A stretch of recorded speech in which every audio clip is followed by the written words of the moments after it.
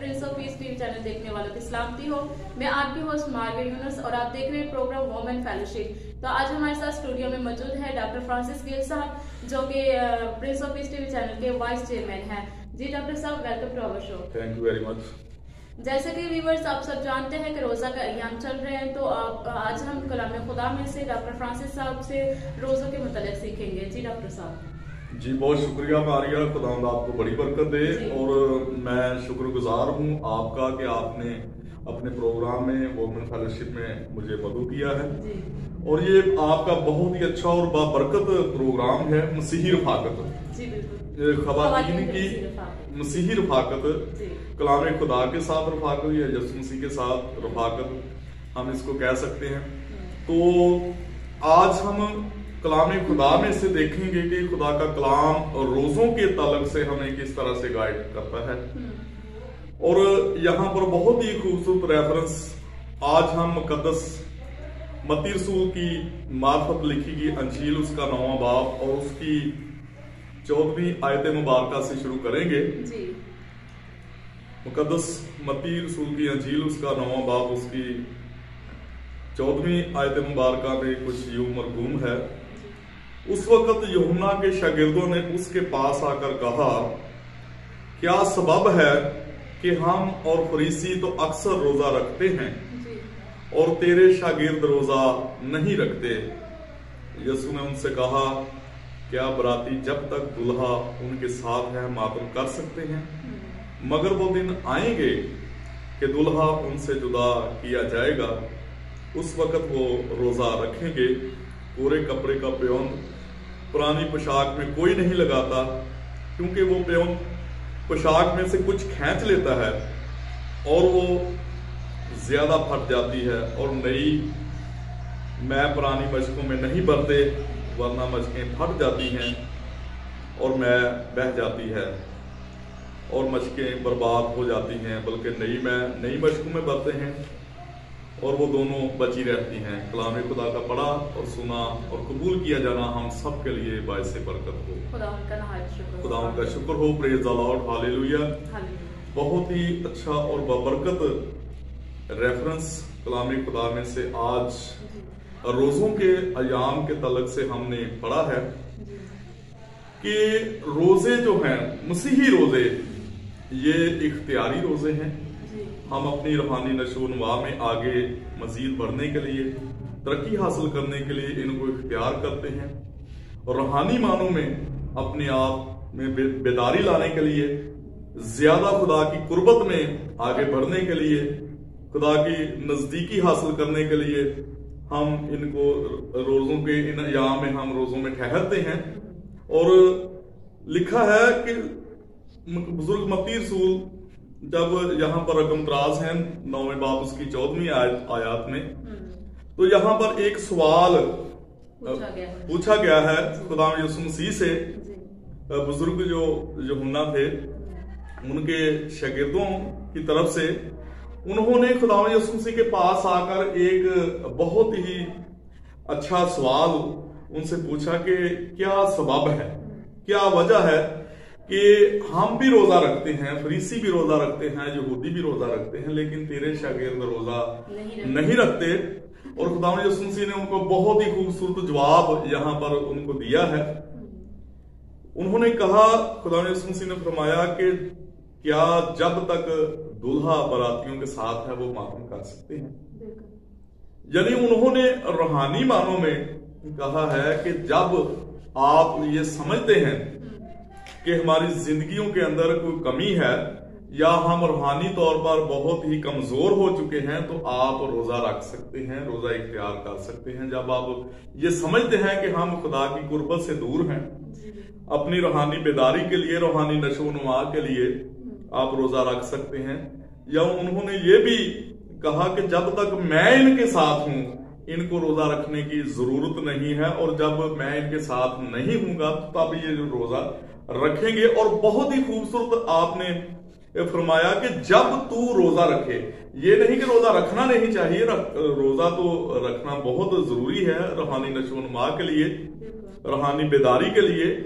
तो खुदा ने फरमाया कि जब तू रोजा रखे, जब तू रोजा रखे तो अपने सर में तेल डाल, अपना मुंह धो, ताकि तू मातम का निंदा ना हो, बल्कि तेरा चेहरा खुशी से लहलहाए, लोग तुम्हें रोजादार ना जाने। क्योंकि जब हम पुराने अहदनामा में देखते हैं तो रोजा एक मातम की अलामत समझा जाता था।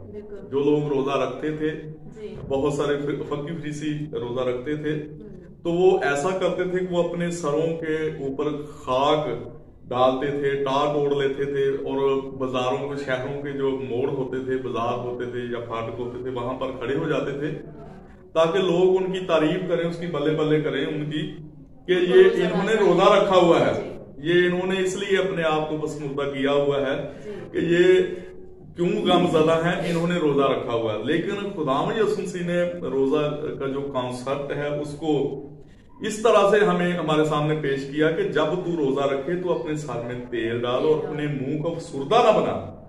क्योंकि खुदावंद यसुस मसीह ने फरमाया कि तू नहीं जानता कि तुम्हारा बाप जो पोशीदगी में तुझे देखता वो तुझे रोजादार जानकर तुझे बरकत अता करेगा, उसका अजर तुम्हें देगा।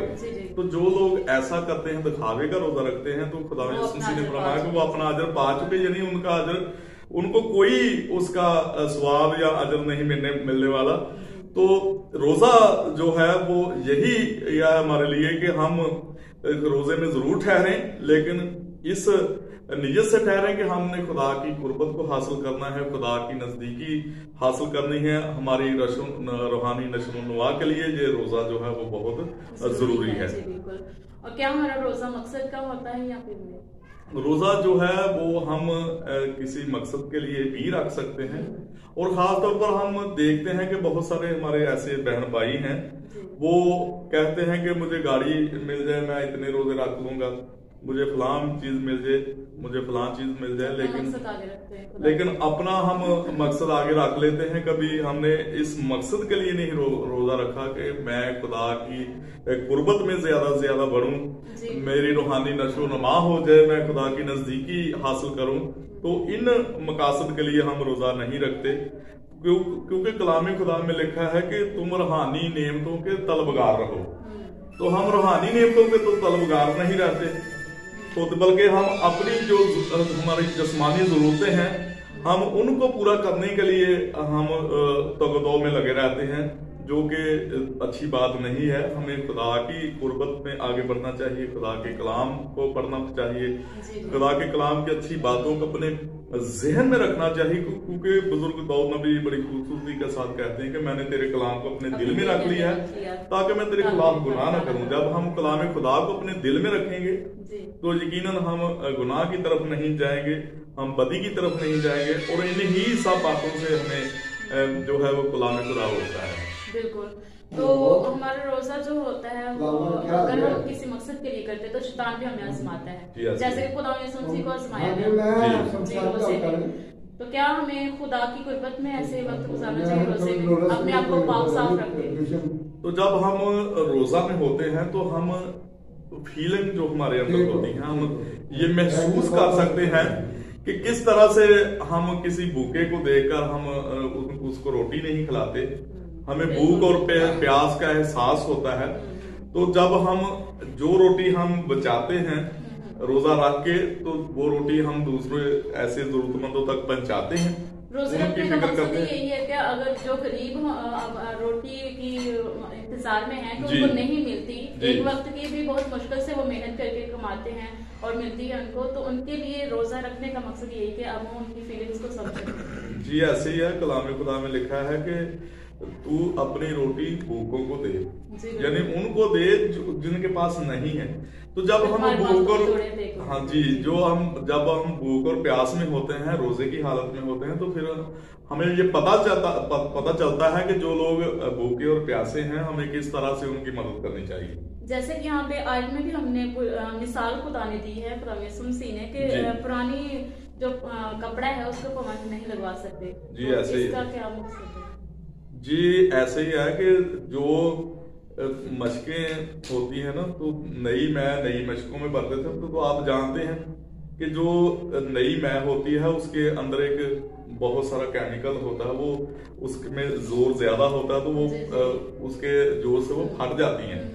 तो इसीलिए खुदावंद यीशु मसीह ने फरमाया कि तुम अपने आप में रोज बरोज तरक्की करते जाओ, रूहानी नेमतों के तलबगार रहो। बिल्कुल, जैसे कि हम मसीह में, खुदावंद यीशु मसीह ने फरमाया कि तुम मसीह में हो, नई मखलूक हो, तो सब नया बन गया। जी ऐसे ही है।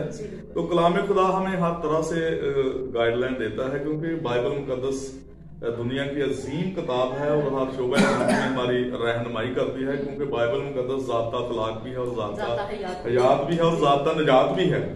और रोज़ों के तलक से भी बाइबल मुकद्दस ने हमें ये बहुत अच्छा एक मैसेज दिया है कि जो मसीही रोज़ा है वो इख्तियार किस तरह से किया जाता है, कि किस तरह से हम रोज़ा रखकर खुदा की कुर्बत में दुआ और रोज़ा से अपने आप को रूहानी तौर पर मजबूत कर सकते हैं, कलाम पढ़कर और कलाम पर अमल करके हम किस तरह से खुदा की कुर्बत में आगे से आगे बढ़ सकते हैं। आप हमारी यूथ को क्या मैसेज देना चाहेंगे कि रोजे के मतलब जो रोजा रख के बुरे काम करते हैं, आप नए ख्यालात को पूरे ज़हन में रखते हैं, उनको मैं जो हमारी जो यंग जनरेशन है, हमारी जो यूथ है, उनको मैं यही प्रिंस ऑफ पीस टीवी से रोजों के तलक से ये मैसेज देना चाहता हूँ कि आप जब रोजा रखते हैं तो यकीनन आप ज्यादा से ज्यादा अपना जो आपका जो वक्त है वो खुदा को दें, इबादत में अपने आप को ज्यादा से ज्यादा वो वक्त दें और ज्यादा से ज्यादा कलाम खुदा को पढ़ें।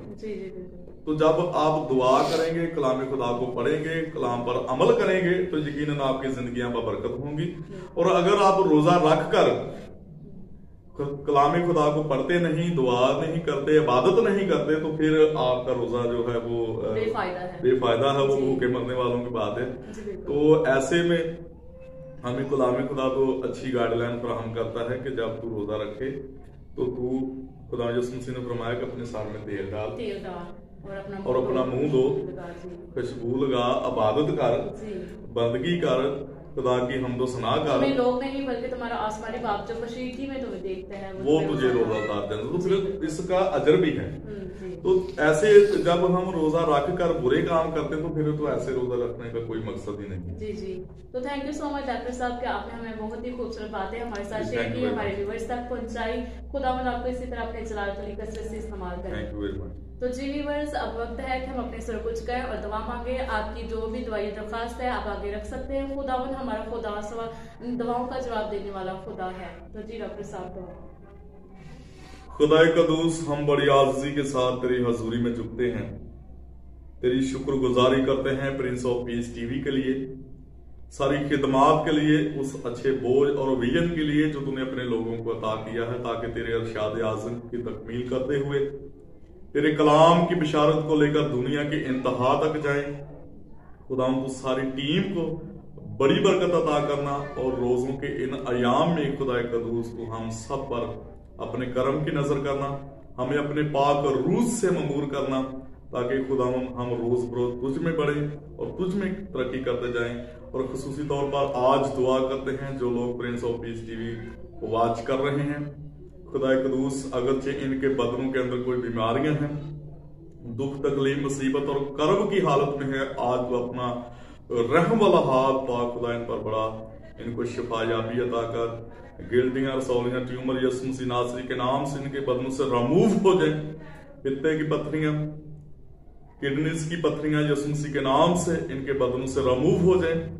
Blood pressure, hepatitis, sugar, hepatitis A B C Yeshu Masih के पाक नाम से इनके बदनों से जाता रहे, ताकि ये तेरे नाम की पाक खुदा शुक्रगुजारी करने वाले बने और तेरे नाम की गवाहियां देने वाले बने। ये सब कुछ मांगते हैं तेरे पाक नाम के वसीला से, आमीन।